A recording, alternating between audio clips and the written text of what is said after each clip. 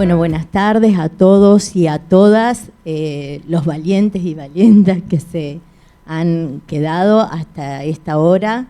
Entiendo que ha sido una jornada sumamente provechosa, pero muy interesante, pero bueno, somos humanos y entonces esta hora pesa un poquito, ¿no? El cansancio.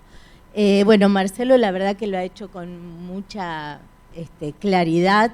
La presentación, nosotros desde el órgano de revisión que hemos sido convocados por el Defensor del Pueblo para participar conjuntamente con la Defensoría de Niños, Niñas y Adolescentes en esta temática epocal que verdaderamente tanto nos interpela, tanto nos inquieta, y entonces pensamos en compartir algunas reflexiones junto a Jaime, que nos parece una palabra autorizada en el tema, y ya mismo le dejo todos los minutos que quedan para que él le ponga las palabras.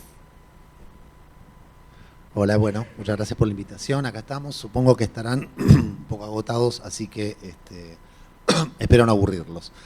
Me propusieron hablar de salud mental en entornos digitales.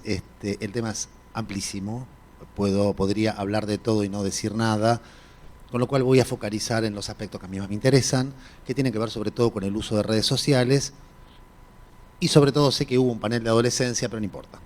Voy a hablar sobre todo de adolescentes, que es lo que más me inquieta en este momento. Podremos hablar, insisto, de muchísimas cosas, pero es lo que decidí recortar.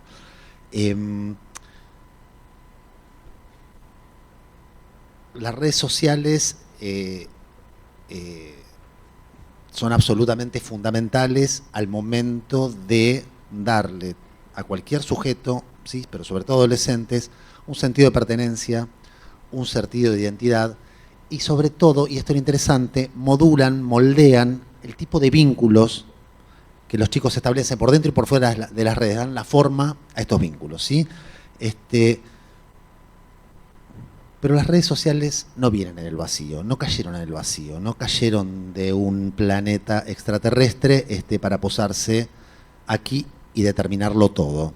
Yo creo que estamos tan inmersos en las redes sociales que no nos damos cuenta hasta qué punto nuestra experiencia de vida está moldeada por ellas, ¿sí? Si quieren, miremos todo lo que pasó con el último mundial y veamos, ¿sí?, lo que sigue pasando, para que hasta qué punto sentimos las cosas modeladas ya por las redes sociales. Pero no cayeron en el vacío. Y yo me voy a remontar un poco, voy a ir bastante rápido porque, insisto, sé que vienen de un par de días agitados. No cayeron en el vacío, quiero decir, a mí me interesa pensar la subjetividad histórica en la cual las redes se inscriben. En qué tipo de subjetividad, qué tipo de modo de experiencia histórica las redes se inscriben. Y para eso nos tenemos que remontar un poquito. Hace unos 50 años el mundo cambió por completo, nuestra cabeza cambió por completo, nuestra forma de pensar y entender las cosas cambió por completo. Hace 50 años, en Europa a fines de los 70, a principios de los 80, acá a partir de los años 90 sobre todo, el éxito individual se instaló en cada uno de nosotros como el sentido de nuestra existencia. Y sobre todo se instaló algo que yo en mi último libro llamo el mito del autoengendramiento del yo. Quiero decir que el éxito o el fracaso depende exclusivamente de cada uno. No depende de las posiciones de clase, no depende del azar, no depende de absolutamente nada más que de uno mismo. Nosotros vivimos inmersos, nuestra experiencia de vida está determinada por el mito del autoengendramiento del yo. Digo,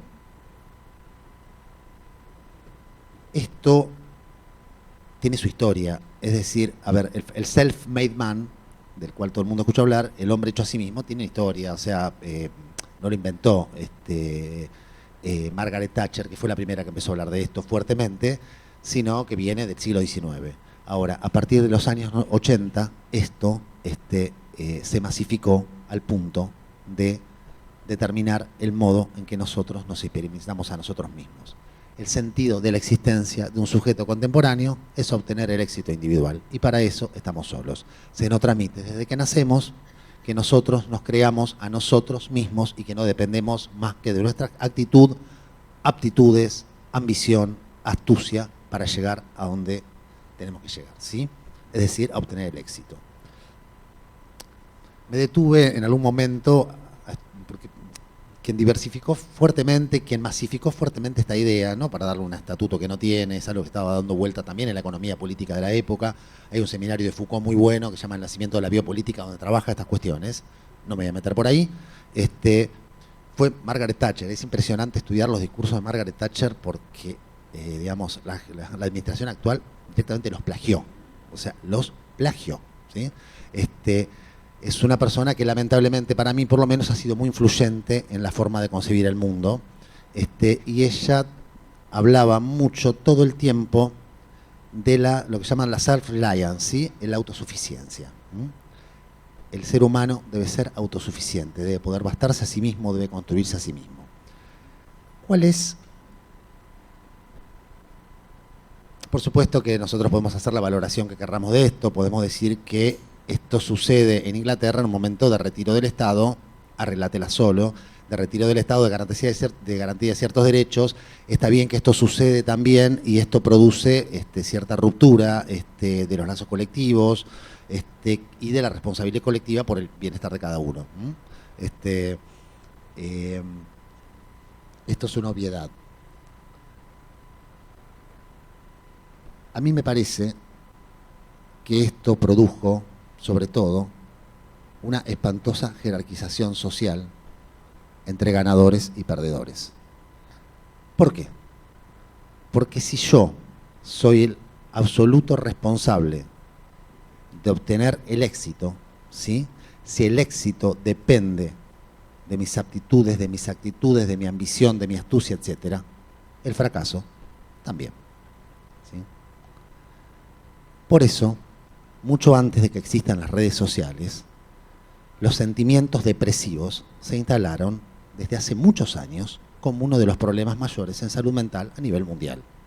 Porque finalmente, todas las frustraciones, todos los fracasos van a parar,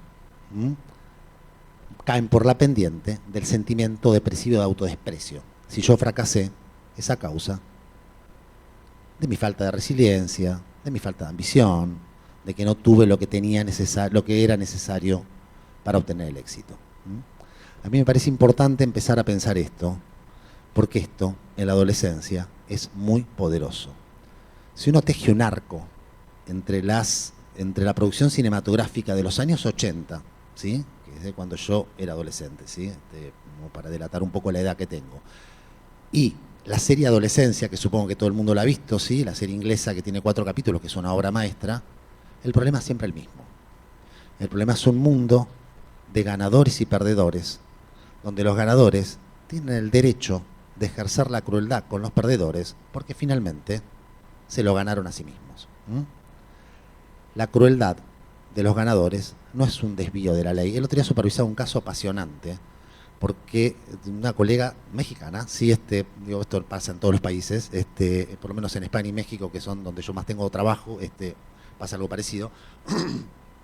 Apareció un nene muy transgresivo. Me decía, es un nene muy transgresivo. No, no le digo es un nene muy transgresivo, es un nene muy sometido al padre. Porque en realidad la transgresión está entre los ideales que el padre le transmite todo el tiempo. El padre le transmite todo el tiempo que él debe imponer su deseo a los demás a cualquier precio, ¿sí? Y que no se tiene que dejar mandar por ninguna autoridad, salvo la del padre, por supuesto, ¿no?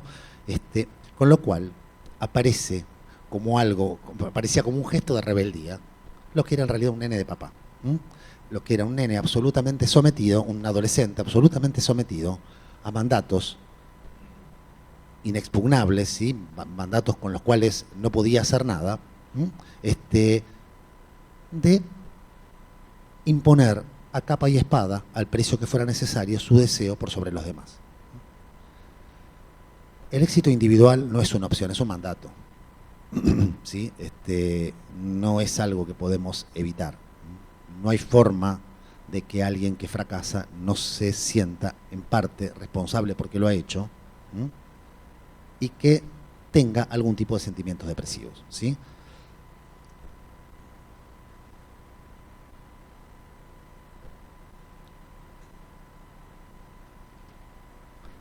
Pero bueno, yo no soy sociólogo, soy psicoanalista, me formé para esto, a mí me interesa pensar los resortes subjetivos de todo esto, ¿sí?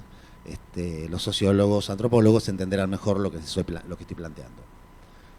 Hace muchos años, ¿sí?, el creador del psicoanálisis, Sigmund Freud, muy poquito tiempo antes de morirse, decía lo siguiente: todos queremos tener un yo fuerte, libre de toda restricción, pero esta aspiración es adversa a la cultura. No se le podría haber imaginado a Freud, por más que fuera un genio, que 100 años después íbamos a vivir en una cultura donde este yo, libre de toda restricción, iba a ser un ideal social, iba a ser una imposición social. Este yo fuerte, omnipotente, libre de toda restricción, es el ideal social. Y quien cae por fuera de él, se castiga por no haber podido acceder.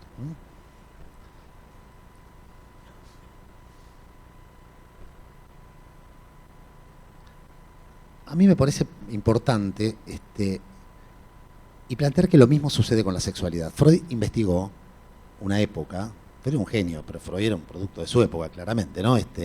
Investigó toda una psicopatología basada en las restricciones que una moral sexual victoriana, una moral sexual bastante restrictiva, imponía a la sexualidad.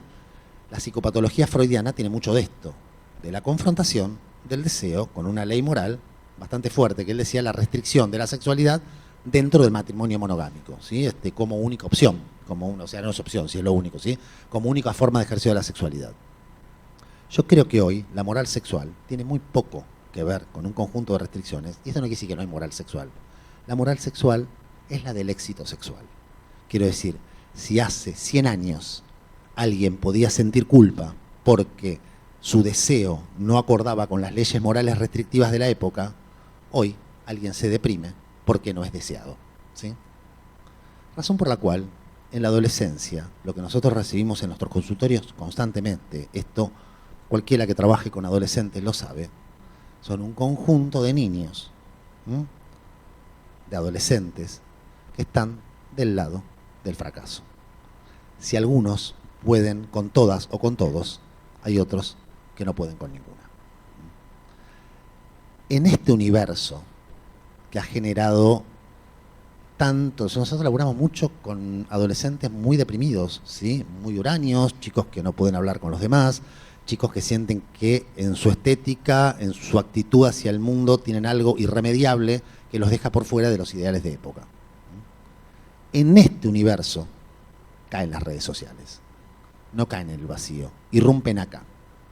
Y las redes sociales tienen una lógica muy particular que la repaso rápidamente, pero cualquiera, digamos, si lo quieren ver mejor, está en el documental El dilema de las redes sociales, que es una obra maestra porque está construida en torno a entrevistas que les hicieron a los CEO, ¿sí?, o ex-CEO, arrepentidos los creadores. Uno es el creador del like, por ejemplo, ¿sí?, que inventó algo terrorífico, que es la tiranía de la mirada del otro. Nosotros largamos algo a las redes y estamos todo el tiempo mirando cuántos likes tenemos. Hay gente que la pasa muy mal con esto, ¿sí? Pero al margen de esto, El dilema de las redes sociales es una obra maestra porque una de las cuestiones que dice, que es un viejo clásico del marketing, esto no lo inventaron las redes sociales, es si un producto es gratis, es porque el producto sos vos. ¿Qué es lo que las redes sociales venden? Dice este documental, tiempo de atención. Cuanto más capturan tu atención, más monetizan a los que promocionan, a las empresas que promocionan ahí. ¿Cómo hacen para capturar tu tiempo de atención? Una genialidad, el famoso algoritmo. ¿Qué te interesa? ¿Te interesa esto? Te doy esto. Lo que hacen las redes sociales es crearte un mundo a tu medida. Si yo quiero comprar bicicletas, por supuesto, me va a atiborrar Instagram de bicicletas. Mi algoritmo es sencillo, mi algoritmo tengo siempre lo mismo, ¿sí? Cosas que me interesan a mí, el psicoanálisis, el fútbol, la política, un par de cómicos, Pablo Picotto, que es lo más grande que hay, ¿sí? Y alguna que otra cosa. Cuando empezó el Mundial, cuando empieza el Mundial me pongo en modo full termo, o sea, a mí no me interesa otra cosa que el Mundial. Es increíble, pero el algoritmo no me mandaba ninguna otra cosa que no sea de fútbol, cualquier cosa, jugadas viejas de Messi que vi 700 veces, todo. Digo, el algoritmo te crea un mundo a tu medida. Y si yo tengo la estúpida idea de que la Tierra es triangular, seguramente el algoritmo me va a poner en contacto con otros 300 estúpidos que piensan la misma estupidez. ¿No? El terraplanismo existe como tal. Se lo puede nombrar. Yo supongo que siempre habrá habido gente que pensó que la Tierra es plana, después de Galileo, digo, ¿no? Y aún así el terraplanismo es nombrado como tal desde que existen las redes sociales, desde que se juntaron 400 pelotudos que piensan esto, diputados de la nación inclusive, ¿sí? Digo, a mí me parece que es súper interesante pensar la lógica que generan, porque cuando uno abre las redes sociales, uno encuentra un mundo hecho a su medida. El yo pasa a ser la medida de todas las cosas. El mundo está construido a imagen y semejanza de uno. Las relaciones que se generan al interior de las redes son relaciones de identidad. ¿Sí? Yo me relaciono con aquello que es idéntico a mí mismo. Con lo cual, y aparte, y esto es interesante, las relaciones de identidad lo que generan es una extrema sensibilidad a la diferencia. Las diferencias son inasimilables. Por eso hay tanta violencia en las redes. Porque podemos pensar en todo igual, pero si vos te diferenciás de esto, yo puedo bajarte un rosario de puteadas, cancelarte, eliminarte, ¿sí? Exponerte, etcétera, etcétera, etcétera.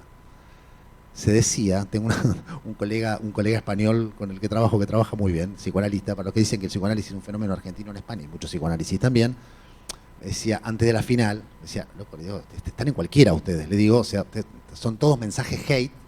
Claro, en Argentina recibíamos todos mensajes hate españoles. En España recibían todos mensajes hate argentinos.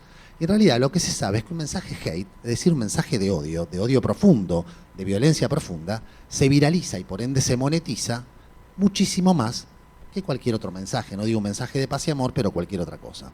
Razón por la cual el odio vende. El odio vende no por una cuestión universal, sino por una cuestión bien de época. El odio vende porque los lazos que nosotros establecemos entre nosotros son lo que yo llamo, siguiendo una vieja indicación de Freud, un texto genial que se llama Introducción de Narcisismo, son lazos narcisistas. Quiero decir, si nosotros evaluamos los lazos de pareja, los lazos entre padres e hijos, los lazos de amistad, uno tiende a pensar que en realidad, de algún modo, modelizados, modulados, construidos a través de la lógica de las redes, esta lógica binaria, el lazo narcisista uno solamente le interesa del otro lo que el otro tiene de uno. Uno solo puede amar en el otro lo que el otro tiene. Yo amo en el otro lo que el otro tiene de mí. Y la diferencia me resulta insoportable. Yo a veces escucho en mi consultorio peleas de pareja, ¿sí? Pero me dijo, y sí, papi, piensa diferente, ¿sí? Evidentemente, no podés pretender tener un chabón o una mina hecho a tu medida. Me resulta cada vez más fuerte cómo las más mínimas diferencias producen catástrofes en los vínculos. Me resulta cada vez más interesante pensar cuánto nos cuesta a los padres aceptar que los hijos son diferentes de nosotros, son diferentes de lo que esperamos de ellos, que los hijos son otros, son alteridad, ¿sí? Que son únicos, y que no son las proyecciones que nosotros desparramamos sobre ellos, ni que son el lugar donde vamos a curar nuestras heridas de niño tampoco. Si esto es, lo escuchamos, parece un acto de amor, digamos, yo quiero ser un papá diferente, no, vos querés resolver tu propia historia, no la resuelvas en él o en ella, que es diferente a vos, ¿sí? El lazo narcisista a mí me parece muy potente porque me parece que inunda todas las relaciones y que hace que cueste cada vez más relacionarnos con lo diferente y que lo diferente nos genere movimientos de expulsión, movimientos de odio. El odio vende, porque esta es una sociedad muy narcisizada, donde no hacemos más que mirarnos el ombligo. Y en las redes no hacemos más que mirarnos el ombligo. Yo, más allá de lo que piensa cada uno, yo miro mis redes, por supuesto que nunca entendí por qué había hinchas de River en el mundo, pero bueno, los hay. Yo miro redes y cada vez lo entiendo menos, ¿sí? Cada vez entiendo menos, más allá, mi idea política más o menos se entiende cuál es, pero no voy a andar blanqueándola menos en la bolsa de comercio. Pero a mí me resulta, si yo miro mis redes, me resulta inimaginable que haya gente que no piense como yo, ¿sí? Resulta como inconcebible. Es una experiencia fuerte, todos la tenemos, ¿sí? Todos somos un poco cabeza de termo en eso, ¿sí? Entonces digo, la lógica de las redes binarias, de las redes sociales es perfectamente binaria. Yo o el otro, ¿sí? La identidad versus la diferencia, el bien versus el mal. Un bien depurado y un mal depurado. Un mal puro mal, ¿sí? Y un bien puro bien. En esto estamos. El sumum de esto, la cosa más ridícula que vi en mi vida en redes es un flaco y una mina puteándose porque uno era team invierno y el otro team verano. en esa estamos, ¿sí? Puteándose, perdiéndose, cancelando, sos un pelotudo. Le gusta el calor, déjalo tranquilo, ¿sí? Yo no entiendo que a la gente le guste el calor, pero bueno, qué sé yo, acá me estoy muriendo, de hecho, pero bueno. Digo, en este lugar caen las redes sociales. Y en ese punto a mí me parece interesante poder pensar lo siguiente. Primero, el costado más amable. Es cierto, ¿sí?, que hay muchos adolescentes muy sombríos, muy oscuros, que los compañeros no les conocen la voz, que son objetos a veces de crueles humillaciones, ¿sí? O a veces no, a veces los ignoran directamente. Chicos que llegan a... Pero en general, sí, es cierto, en general, digamos, hay más crueldad que otra cosa. Chicos que llegan con el pelo en la cara, usaron barbijo 4 años después de la pandemia, chicos a los cuales la mirada del otro les resulta muy perturbadora, chicos que se desprecian profundamente, sumidos en sentimientos depresivos muy profundos, porque sienten que nunca encajan ni van a encajar en los ideales estéticos y actitudinales de esta época de ganadores y perdedores, que sigue siendo una época de ganadores y perdedores. Nosotros vemos, yo veía Volver al Futuro, para los que más viejos la conocen, es una película de los años 80 que fue furor, fue una de las grandes películas del cine high school en norteamericano, ¿sí?, del cine de escuela secundaria, de ganadores y perdedores. Si vos ves la serie Adolescencia, hecha en serio, digamos, ¿sí?, 40 años después, la lógica es exactamente la misma. Es la lógica de que el ganador tiene el derecho a ejercer la crueldad sobre el perdedor precisamente porque lo es. Y que un ganador se constituye como tal siendo cruel frente al otro. Hay un capítulo de Los Simpsons buenísimo, donde Lisa se divide en escuela de varones y mujeres, no me acuerdo bien cuál era la historia. La cuestión es que Lisa se disfraza de varón porque en la escuela de mujeres les enseñaban corte y confección y ella era científica, es científica, quería aprender, entonces iba a la escuela de varones. Bueno, la escuela de varones se encontró con la crueldad del mundo masculino. La primera, Nelson le encaja una piña, ¿sí? Doy por sentado que todo el mundo sabe quién es Nelson, Lisa y todo, digamos. Si no, están viviendo en otro mundo, ¿sí? ¿Y qué es lo que le dice Bart para enseñarle a moverse en el mundo de los varones? Anda, agarra al flaco más débil y encajale una piña. ¿Qué es lo que hace? Agarra a quién, al hijo de Rafa Gorgori, ¿sí?, al hijo del policía, que es muy débil, que es un pibe que, digamos, desde el punto de vista de la psicología infantil, tiene alguna pequeña dificultad que podemos pensar, ¿sí?, psicopatológica, si quieren, y de la nada le encaja una piña y termina siendo, ¿sí?, muy halagado, porque ella está vestida de varón, en el mundo de los varones, ¿sí? Digo, el ejercicio de la crueldad nos posiciona también. No es algo que está por fuera de ley. Yo con esto discuto mucho con mis colegas lacanianos y colegas psicoanalistas actuales. No es algo que está por fuera de ley, es parte de la ley actual, la crueldad, ¿sí? Bien, ¿qué quiero decir con esto? Digo, nosotros recibimos estos nenes que no pueden relacionarse con nadie a los 15, 16 años, y las redes,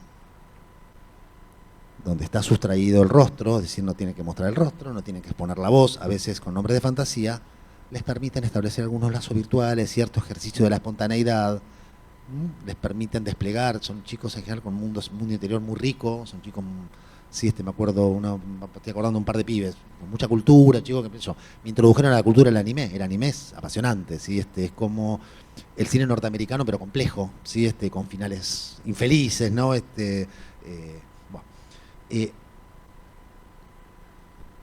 cierto, pero es cierto también que el tipo de vínculos que se establecen en las redes son vínculos ligados siempre a la identidad y al desprecio por la diferencia.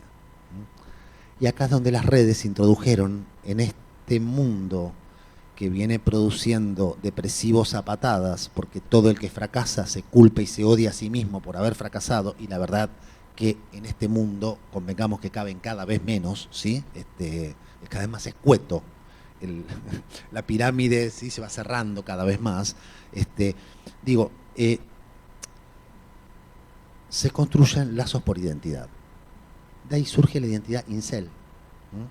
Ustedes saben lo que son los incel, todo el mundo lo sabe, después de que vio la serie de Adolescencia y después de que pasó lo de San Cristóbal. Incel, involuntary celibate, es un modo de definirse, de autodefinir, de construcción de un espacio social de pertenencia en chicos que están aislados y de una identidad, porque no es lo mismo ser un loser que un incel, no es lo mismo ser un fracasado que un incel, ¿sí? Y este tipo de lazos de redes sociales, lo que les ha permitido a estos niños, y no lo digo como algo bueno desde ya, es que un monto de ese autodesprecio se transforma en desprecio hacia un objeto exterior. En este caso las mujeres, mujeres empoderadas, el feminismo, ¿sí? Que los deja fuera, como si antes de la ola feminista hubieran estado adentro, ¿sí? Convengamos que este es un mecanismo de la subjetividad que excede la subjetividad histórica actual, que excede largamente la adolescencia, digamos. Por supuesto que el primer reflejo de todo aquel que pierde su empleo, que labura precarizado, que fantaseó con un mundo donde iba a brillar en el mundo social y realmente le fue mal, que en el fondo es cada vez más gente, si el mito del autoengendramiento del yo les ha hecho sentir durante toda la vida y lo siguen sintiendo, que es culpa de ellos, que no se esforzaron lo suficiente, que fueron haraganes, ¿sí? En realidad, lo que les permite esta lógica de redes sociales es expulsar un poco ese autodesprecio y despreciar un objeto externo que se interpuso en la sacrosanta ley del autoengendramiento. Yo hice las cosas bien, pero si no fuera por el Estado, por el populismo, por los pobres, etcétera, yo habría llegado donde tengo que llegar. Razón por la cual hay lo que han producido las redes en este mundo de depresivos que se viene generando hace tantos años, ¿sí? En este mundo de gente que se acusa a sí mismo por no lograr lo que tenía que lograr, en este mundo donde el éxito individual se transformó en el sentido de la existencia de todos, es que un monto de ese autodesprecio se transforma en desprecio hacia un objeto exterior. Y que un monto de ese sentimiento depresivo se transforma en un profundo resentimiento. Este es el caldo de cultivo que hace que algo como lo que pasó en San Cristóbal sea posible. A mí no me gusta hablar de lo que pasó en San Cristóbal por algo muy sencillo. Se cae rápidamente en el morbo y en la patologización, en el hecho individual. Y a mí no es que no me interesa lo que pasó, me parece muy grave, ¿sí? Pero a mí me interesa el caldo de cultivo que hace que esto devenga una posibilidad. Hay varias cosas estuve viendo al respecto, digamos,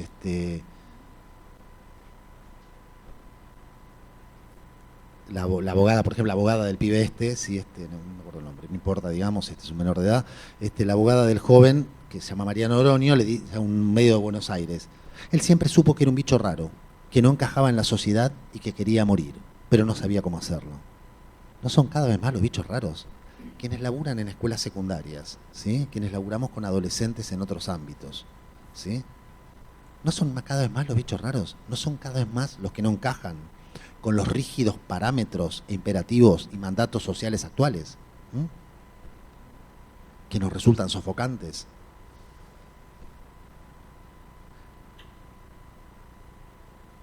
La revista Anfibia, es una revista de la Universidad de San Martín de Buenos Aires, hizo una investigación, se fueron a San Cristóbal, ¿sí? Entonces una investigación y fue interesante porque lo que hicieron fue hablar con los amigos del pibe que había disparado, y lo que habían hecho estos pibes, porque estaban muy consternados y porque no se la veían venir, los compañeros de escuela en realidad, no era un pibe demasiado sociable justamente, era un pibe bastante taciturno por lo que dicen, se pusieron en contacto con todos los contactos que tenía en TikTok. Uno dijo, él mencionó que las chicas los molestaban por su físico, lo cual parece que no era tan así, ¿sí? Pero bueno, él se sentía rechazado por su físico. Que estaba harto de sentirse inferior y que no se esforzaría más por eso, por ser guapo o ser aceptado. Otro de los pibes dice que este joven pertenecía a la TCC, ¿sí? A la True Crime Community, ¿sí? Que lo que hacen es pasar, que idolatran a los pibes de Columbine, ¿sí? Los pibes de Columbine fueron estos dos pibes que entraron con una ametralladora, con armas de guerra mataron un montón de pibes en una escuela en Columbine, en Estados Unidos, fue muy famoso, hay un documental, después se ficcionó también una película que se llama Elephant, que es muy buena, se ficcionó, bueno, etcétera. Como todo chico que está en esta comunidad, lo que quiere hacer siempre es cometer tiroteos, matar a cuantos pueda y después acabar con su propia vida. ¿Ven esta combinación de resentimiento con ganas de quitarse la vida, ¿sí? Con ganas de desaparecer? Este es el gran problema. Por eso eligen Discord. Discord es muy particular, ¿sí? Discord es particular porque te agrupa por intereses. Yo insisto, si a mí se me ocurre que la Tierra es triangular, yo me meto en Discord y encuentro 30 idiotas que piensan lo mismo y tenemos la comunidad de los triangulares, ¿sí? de los terratriangulistas, ¿sí? Y empezamos a pelearnos contra la conspiración que nos ha hecho pensar que la Tierra es redonda, empezando por él, ¿sí? El infame de Galileo, Kepler, Newton y todos estos boludos, etcétera, etcétera, etcétera, ¿sí? Discord junta, Dios los cría, ellos se juntan, Discord junta por eso.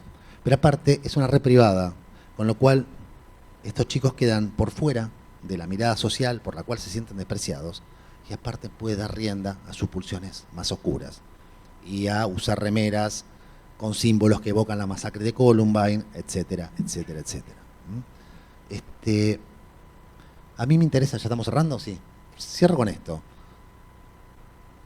Me interesa pensar las redes sociales, por supuesto que hay que regular las redes sociales, por supuesto que no puede pasar cualquier cosa en las redes sociales, por supuesto que, digamos, si desde ámbitos oficiales alguien puede burlarse de un chico con síndrome de Down y mostrar una escena de pedofilia desde ámbitos oficiales, muy difícil pensar en regular, ¿sí? Esto. Pero bueno, hay que regularlos.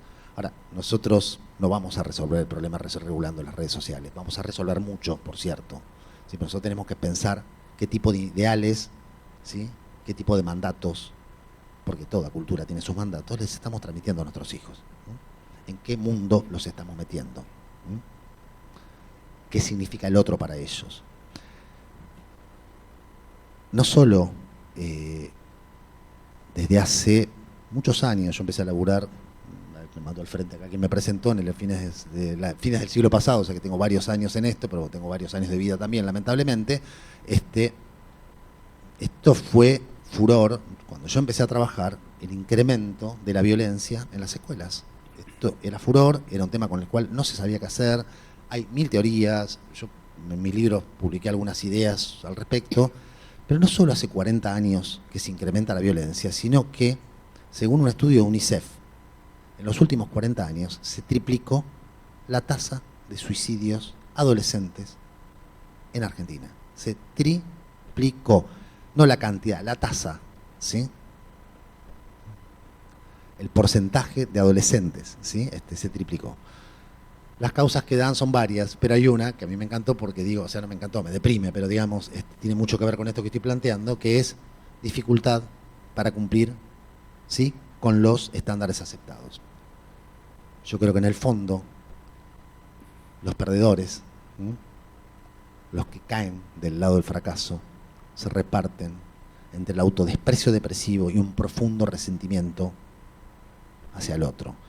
Yo no digo que esto explique el aumento de la tasa de suicidios, digo que es impensable el aumento de tasa de suicidio adolescente sin esto, sin sentir ese pibe encerrado en su pieza que se sienta absolutamente excluido por culpa suya, ¿sí?, irremediablemente excluido. Tampoco digo que esto explique ese resentimiento profundo que se genera al interior de las redes, que desplaza algo del sentimiento depresivo hacia un objeto exterior, explique lo que pasó en San Cristóbal. Pero sí es impensable lo que pasó en San Cristóbal sin pensar esto como parte del caldo de cultivo en el cual se gestan, ¿sí?, este tipo de cuestiones, ¿sí? Bueno, nada más.